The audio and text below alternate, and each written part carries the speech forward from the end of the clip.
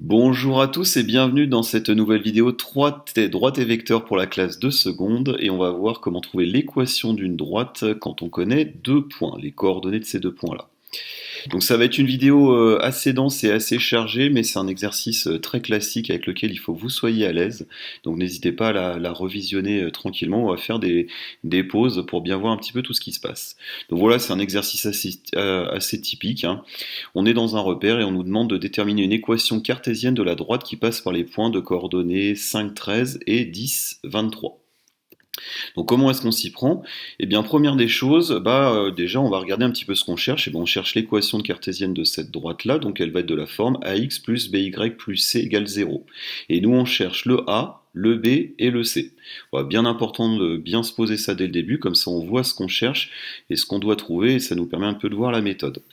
Première chose qu'on va faire, eh bien, on va déjà trouver un vecteur directeur de cette droite AB. Ça va être assez simple, hein. Les points A et B, ils appartiennent à la droite D, donc ça veut dire que AB, ça va être un vecteur directeur de cette droite-là. Donc on va chercher les coordonnées du vecteur AB.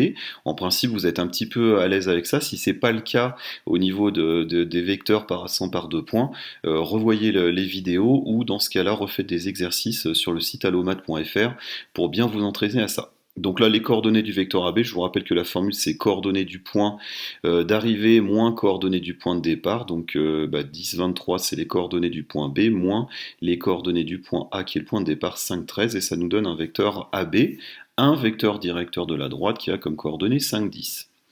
Alors là, ce qu'on va faire, c'est que vu qu'on a 5 et 10 qui sont tous les deux divisibles par 5, ce vecteur directeur-là, on va diviser ses coordonnées par 5 pour obtenir un autre vecteur qui sera le vecteur qu'on va appeler U, qui sera aussi un vecteur directeur de la droite et qui aura comme coordonnées 1 et 2.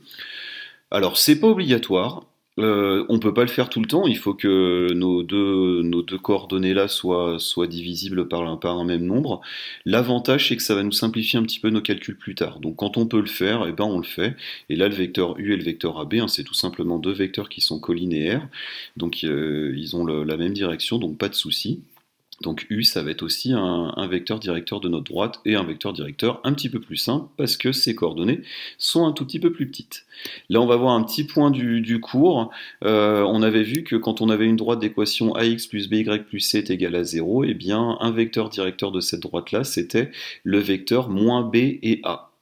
Et bien là, on a trouvé un vecteur directeur, on a trouvé le vecteur 1 et 2. Donc ça veut dire ici que notre vecteur U1, 2, c'est un vecteur directeur de notre droite. Donc ça veut dire que le moins B, il va valoir 1.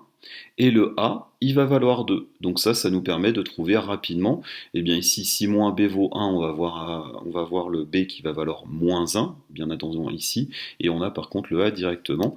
Donc nous, on sait directement qu'on a B qui vaut moins 1 et le A qui vaut 2. Donc dans notre équation, on a déjà trouvé ici le A et le B en faisant un tout petit calcul ici en trouvant le vecteur directeur.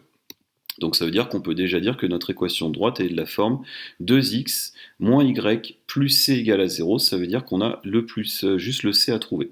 Donc je vais nettoyer un petit peu notre tableau et puis repartir de là où on était. Donc maintenant on sait que 2x moins y plus c est égal à 0. Il ne nous reste plus que le c à trouver. Et bien pour ça, on va utiliser un des deux points qui passent par notre droite, hein, donc soit le point A, soit le point B. Petit conseil, prenez le point qui a les coordonnées pareil les plus simples, ça fait des calculs un tout petit peu moins compliqués. Calcul moins compliqué, ça veut dire moins de risque de faire d'erreurs. Donc là, le point A, on sait que de coordonnées 5, 13, on sait qu'il appartient à notre droite D. Ça veut dire quoi? Ça veut dire que ces coordonnées vérifient l'équation de D. C'est-à-dire que si je remplace ici dans mon équation de x moins y plus c égale 0, le x par 5 et le y par 13, eh bien mon égalité est vérifiée. Ça c'est valable pour tous les coordonnées des points qui appartiennent à cette droite-là.